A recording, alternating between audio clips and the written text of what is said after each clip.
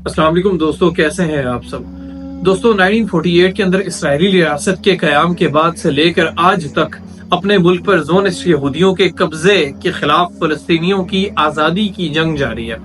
दुनिया में आज इन दोनों की हमायत और मुखालफत के अंदर दो अलग अलग ब्लॉक्स बन चुके हैं और हर जगह पर बस यही चीजें डिस्कस हो रही हैं। पर एक सबसे अहम चीज जिस पर कोई शख्स बात नहीं कर रहा वो है इस लड़ाई और फसाद का असल कसूरवार यानी ब्रिटिश एम्पायर, जिसने पाकिस्तान और इंडिया के दरमियान कश्मीर और मुसलमानों और यहूदियों के दरमियान जानबूझकर इस बॉर्डर के तनाज़े को रखा था कि यहाँ पर कोई एक एस्टैब्लिश हुकूमत कभी बन ही ना सके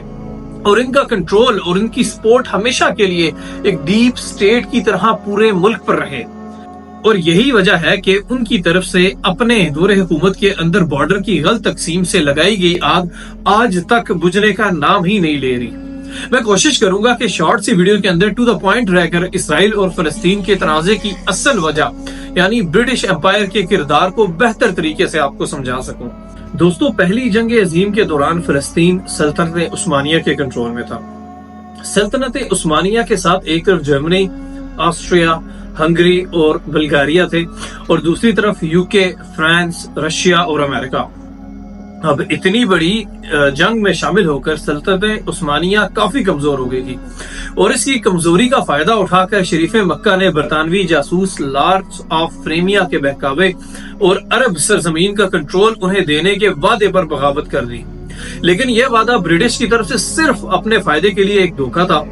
नतीजतन हुआ ये कि सल्तनत उस्मानिया ये जंग हार गई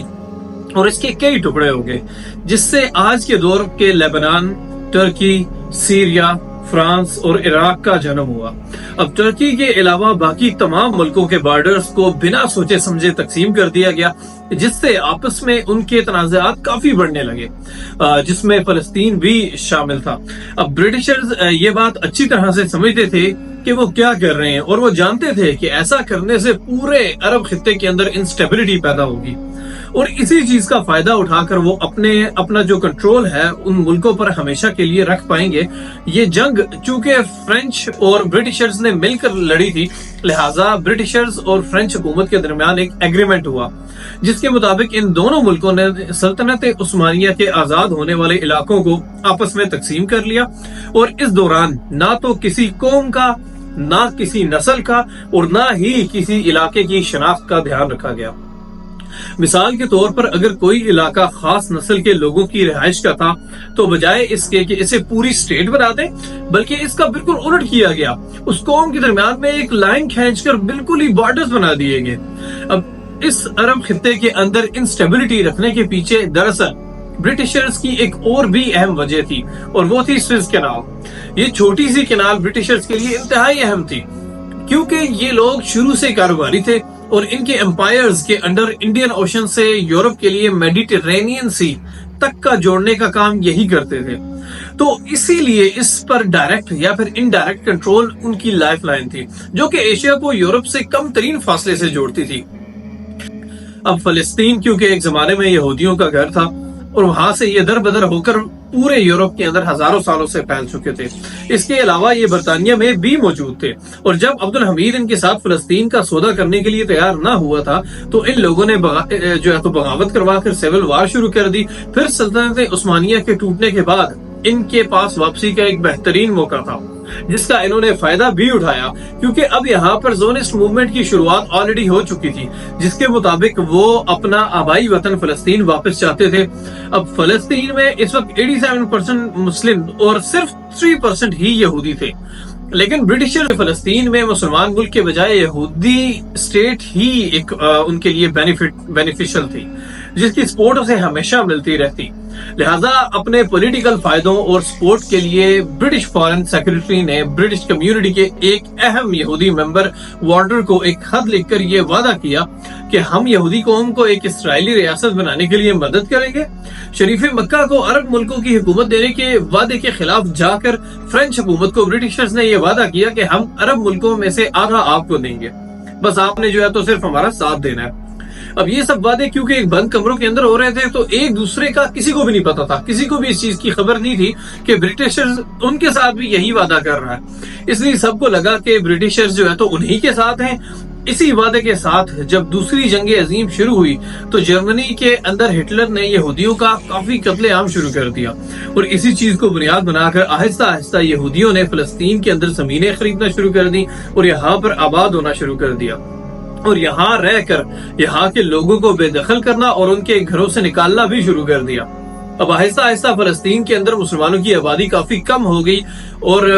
جن کا جو ہے تو سیدھا قصوروار صرف اور صرف برطانیہ کو ٹھہرایا گیا، جس نے یہاں کی عوام کی خواہش اور اس کی مرضی جانے بغیر ہی صرف اپنی سپورٹ اور اپنے فائدے کی خاطر اس ملک کو یہودی قوم کے حوالے کر دیا تھا۔ اب یہ سب دیکھ کر 1936 میں فلسطینی عوام نے آخرکار تنگ آ کر برطانوی حکومت کے خلاف بغاوت کر دی۔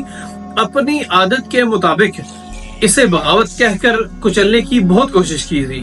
کافی لوگوں نے پھانسیاں بھی دی، لیکن یہ آواز دب نہ سکی۔ آخرکار تنگ آ کر برٹش نے 1942 میں خود کو درمیان سے نکالا اور یہودی اور مسلمانوں کو آمنے سامنے لا کر کھڑا کر دیا، کیونکہ وہ جنگیں لڑ کر آلریڈی تھک گیا تھا۔ لیکن ان دونوں قوموں اور مذہب کے ماننے والوں کے درمیان نفرت کی جو آگ آلریڈی شروع ہو چکی تھی وہ آج تک باقی ہے۔ پھر یوں ہوا کہ 1947 کے اندر یہ معاملہ یونائٹڈ نیشنز کے اندر چلا گیا،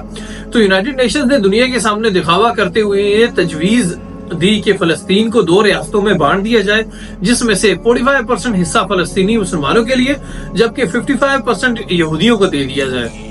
اب جبکہ یروشلم ان دونوں کے آس پاس تھا تو اس کا جو ہے تو کسی کو کنٹرول نہیں دیا گیا۔ اب یہ چیز سراسر ایک زیادتی تھی، کیونکہ مسلمان اس وقت بھی تعداد میں یہودیوں سے بہت زیادہ تھے، آلموسٹ ڈبل تھے، اور پھر اسی بنیاد پر اسرائیل ملک وجود میں آ گیا، جسے آس پاس موجود عرب ملکوں نے قبول نہیں کیا۔ لہٰذا 1948 کے اندر ہی عرب اسرائیل جنگ شروع ہو گئی اور 5 عرب